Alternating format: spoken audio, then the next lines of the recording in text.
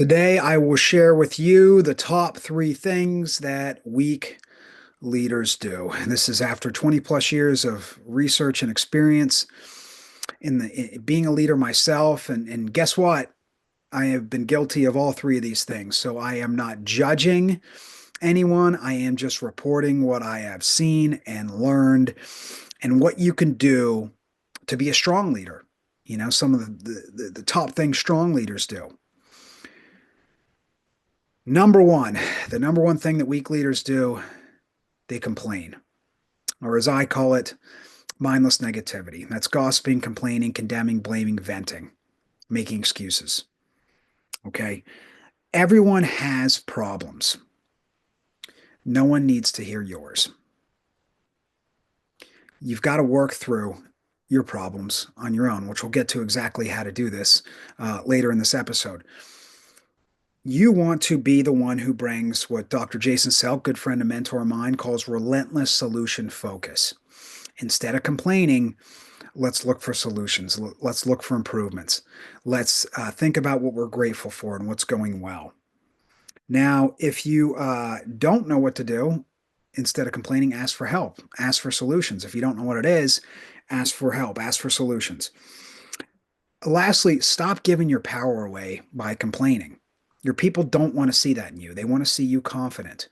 So stop giving away your power by complaining. And the more you complain and gossip and vent and condemn, the less people respect you as well, especially the people that follow you. So again, strong leaders, the best leaders, are constantly seeking solutions. They have a relentless solution focus. The book I'd recommend on this is called Relentless Solution Focus by Dr. Jason Selk. It's out of all the hundreds and hundreds of books I've read on leadership and performance, success and winning and happiness, it's the number one book I recommend. Relentless Solution Focus by Dr. Jason Selk. Here's a quote from a great mentor and teacher of mine, Dr. Marshall Goldsmith, world's number one executive coach, advises the CEOs of Ford Motor Company, Best Buy, the Mayo Clinic, the World Bank. The list goes on. He is one of the world's greatest living experts on leadership. And what Marshall tells us is the best CEOs don't complain. I've known Alan Mullally of Ford Motor Company and Francis Hesselbein, CEO of the Girl Scouts, for over 30 years. I've never heard them whine. I've never heard them complain. I've never heard them say, poor me. Never. They say, I am up. I'm positive. Life is good. Let's make the best of every day. Okay, habit number two that weak leaders do. They avoid difficult conversations and decisions in regards to standards of attitude, effort, and behavior. They stick their head in the sand. They avoid the difficult conversations that they need to have as leaders. And honestly, this is the ultimate separator for me between average, good, poor leaders to great elite leaders. The best leaders, they run towards the difficult conversations when it comes to standards. And they do it in a way that motivates and inspires people to do better. It doesn't motivate, embarrass, remove dignity. It inspires. So, how do you do this? What do great leaders do? What do strong leaders do? They set clear and simple standards that, in terms of attitude, effort, and behavior, that they personally embody first. So, let me give you examples. A great example of attitude, the best I know of, relentless solution focus. That's what you want to model. That's the standard you want to set, and that's the one you want to uphold. Okay, you want to live and uphold it. In terms of effort, learn this from the late, great Greg Harden. He was Tom Brady and Michael Phelps' performance mentor, performance coach. And he says give 100%, 100% of the time. So that's a great way to model effort and to think about effort and to uphold effort, the standard of effort. And lastly, behavior. It's very simple. Be kind and useful. Arnold Schwarzenegger wrote a great biography, autobiography called Be Useful. And he talks about the importance of being useful, as well as 6 other principles of high-level success. Highly recommend the book. One of my favorite, if not my all-time favorite biographies. So the behavior you want to model and uphold, that standard you want to set, is be kind and useful. It's very simple. I mean, pretty much everybody knows what that is, being kind and useful. So when you need to have that difficult conversation, which I call a heroic conversation, It doesn't have to be difficult. It can be heroic. So you have to reframe that. But most people think about these things as these conversations as difficult. So the first thing you have to do is forgive the person. You got to forgive the person, the team member, your child if you're a parent, your team member if you're a coach. You have to forgive them first. You got to forgive that person. You got to ask yourself, how am I that? How have I personally exhibited that attitude, effort, or behavior that's not up to standard? And every time you can think about a situation where you did not live up to the standard. So you forgive that person, say, you know what, I've been that person before. You also have, when you ask yourself, how am I that? And I've asked this question for the last decade plus to leaders when they come to me with attitude, effort, and or behavior problems on of their team members.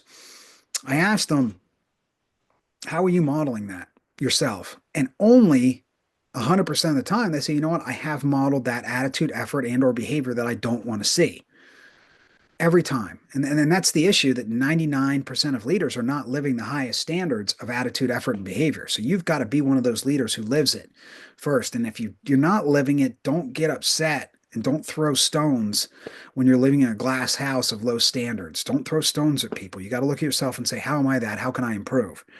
So that's step one. Now, step two is when you have the conversation with that individual, whether it's your team member, if you're a manager, or your player, if you're a sports coach, or even your child, if you're a parent, you want to first talk about at least three things that they're doing well, and three things that you love about them, and three things they're doing great there.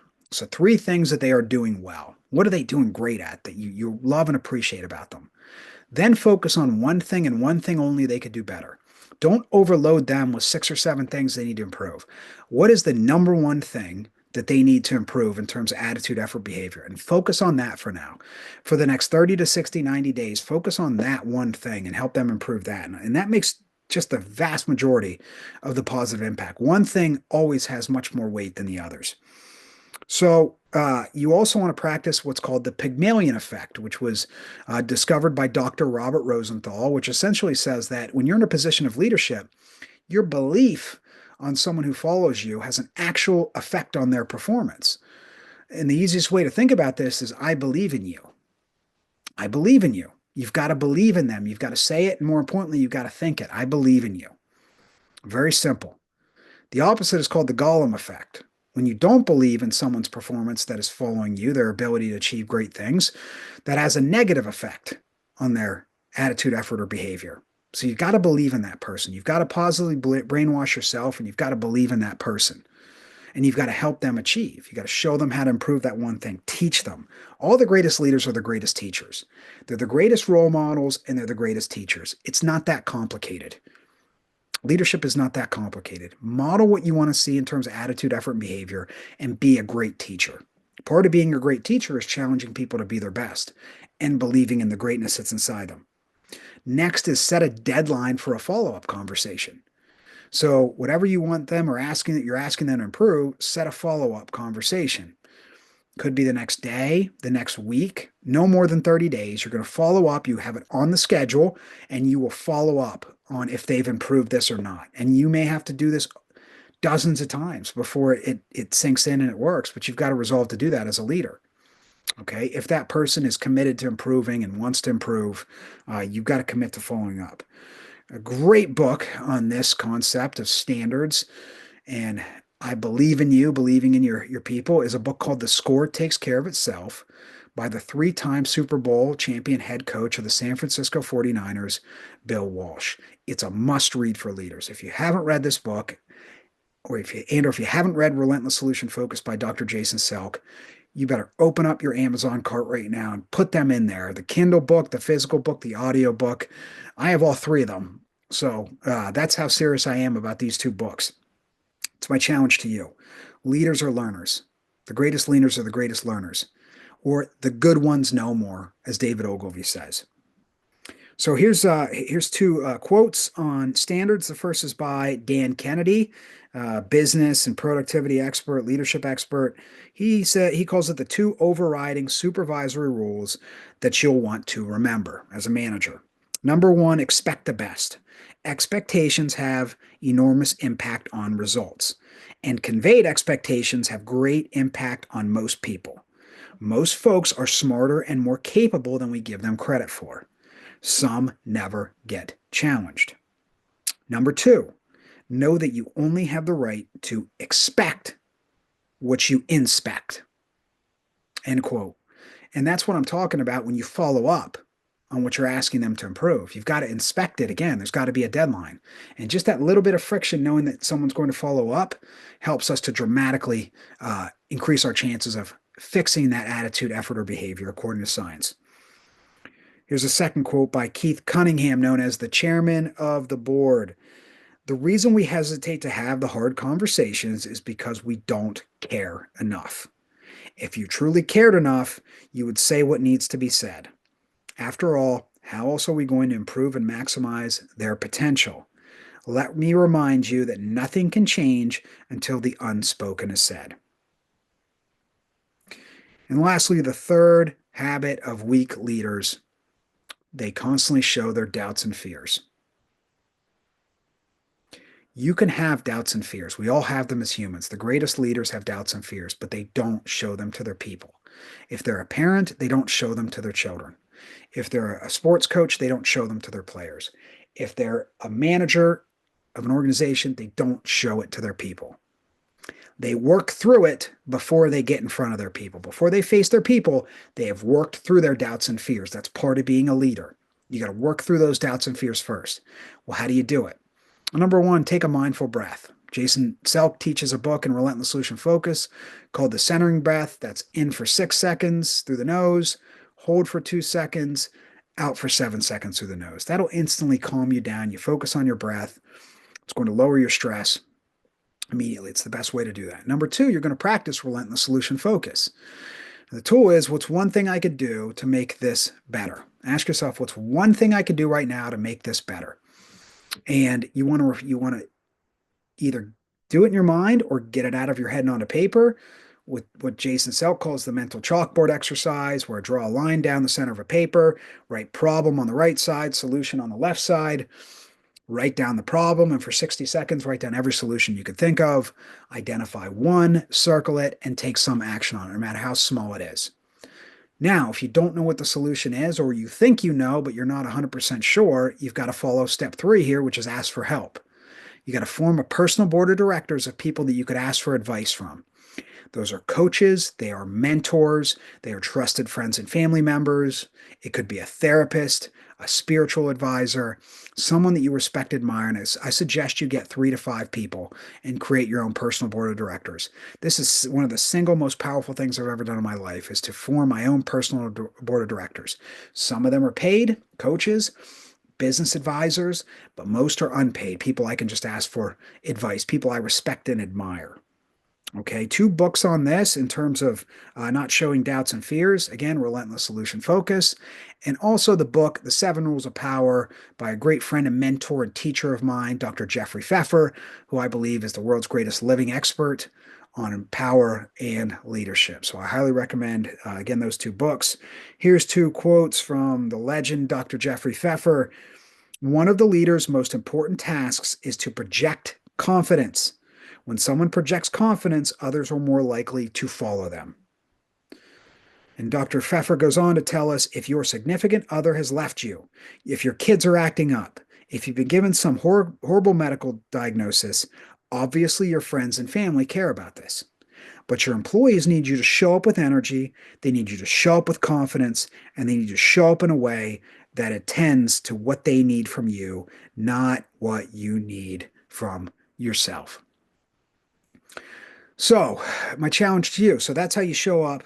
You know, the inversion of that is to show up as a strong leader. Work through your challenges, doubts, and fears with Relentless Solution Focus, with a mindful breath, and with asking for help from a personal board of directors. Okay, so those are our top three things weak leaders do. Number one, they complain, they bring mindless negativity to the table. Number two, they avoid the difficult conversations and decisions in regards to standards of attitude, effort, and behavior. And number three, they show doubts and fears. And the inversion of that, strong leaders, what do strong leaders do? Okay, they are relentlessly positive. They are optimistic. They are focused on solutions and improvement and gratitude. Number two, they run towards the difficult conversations in regards to attitude, effort, or behavior. And they do it in a way that motivates and inspires and brings the best out of the people that follow them. And number three, they are relentlessly confident. They relentlessly show confidence and optimism. They don't show doubts and fears. My challenge to you is to identify the one thing out of these three that you need to improve the most and make it your mission for the next 30, 60, or 90 days, whatever it takes to make this right. Rate yourself on a scale of 1 to 10 in each one of those three, okay? 10 being best in terms of what strong leaders do, and then focus on the one that you need to improve the most out of those three. Get the books. Relentless Solution Focus by Dr. Jason Selk, The Score Takes Care of Itself by Bill Walsh, and Seven Rules of Power by Dr. Jeffrey Pfeffer. These are three must-read books for leaders. Must read. They are the best of the best you will find by the best of the best experts on the subjects, hands down. Hands down. I wish you an elevated life of success, happiness, positive impact, confidence, and optimism.